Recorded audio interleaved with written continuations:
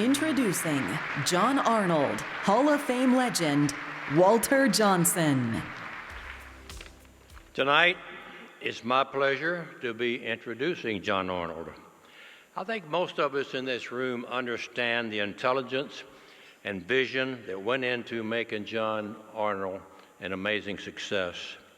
It's that same intelligence and vision that has shaped his current chapter in life, where he and his wife Laura are using their resources, their intelligence, and their passion to improve how we fix problems that others seem to think they're totally insurmountable.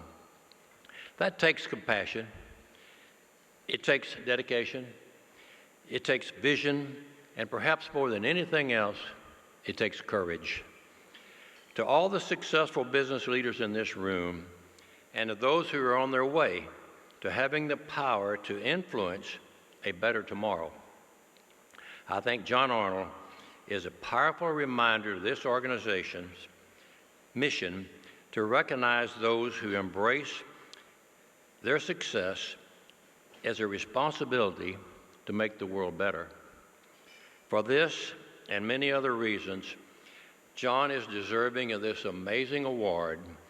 And John, it is my sincere pleasure to welcome you to the Texas Business Hall of Fame.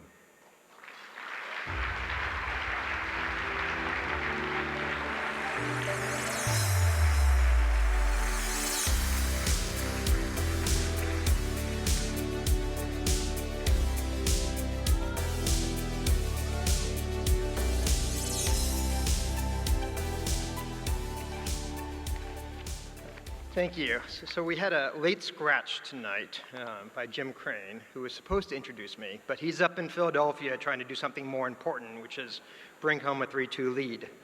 But instead, I hit a grand slam by getting someone who's a true Houston legend, someone who's done so much for this city, Walter Johnson. So no more baseball metaphors, but thank you, Walter. It's a real honor to share the stage with you.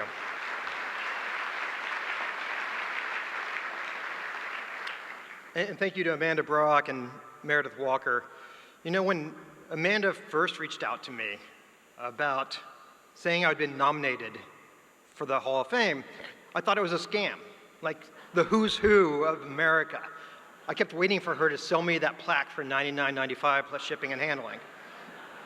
She must have heard my skepticism because she guided me to the website where I saw this incredible list of alumni that had come before, as well as told me about the class of 2022.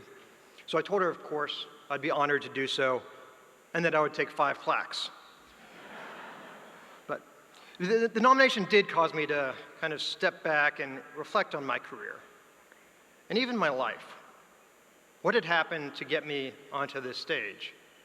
And maybe more important, what was I gonna say whenever I got here? And so I stepped back and I watched some of the videos from previous years, and a couple of themes emerged. Most of the introducers talked about the nominees' attributes, things like intensity, ambition, smarts, work ethic, integrity, et cetera, et cetera. But honestly, like to quote the movie Zero Dark 30, we're all smart. Right? Everybody in this room has most of those qualities. So there was something more than that. And so I listened to the nominee acceptance speeches, and I started to hear a different theme. It was about the role of happenstance and of luck in the careers.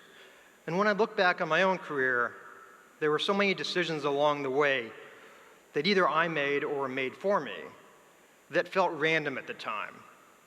Any one of those could have led to a very different life that would not include being on the stage right now.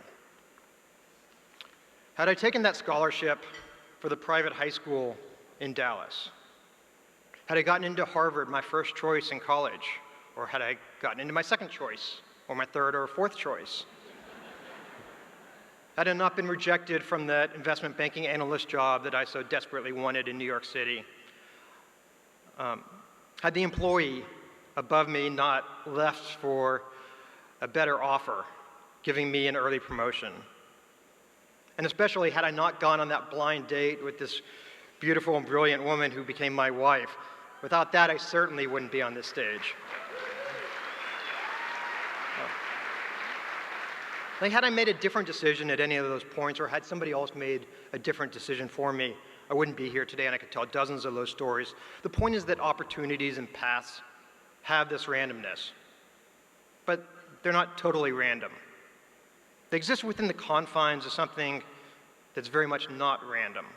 They exist here, right, in the United States, in the state of Texas, in a society where anything is possible.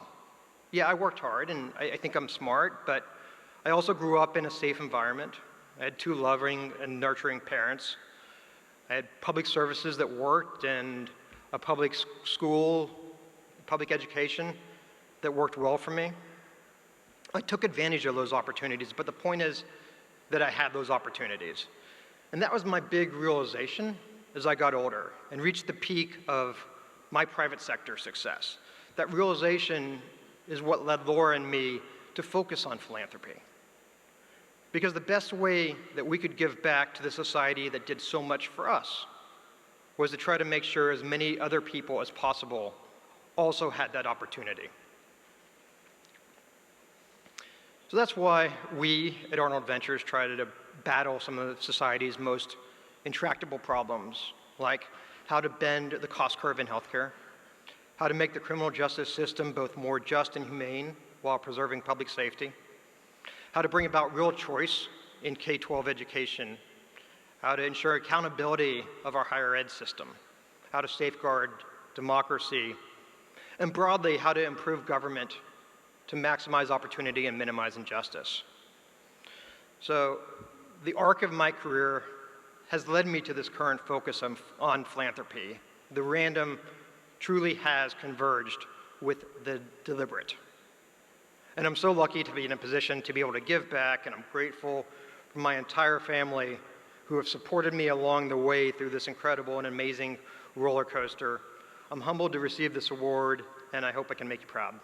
Thank you.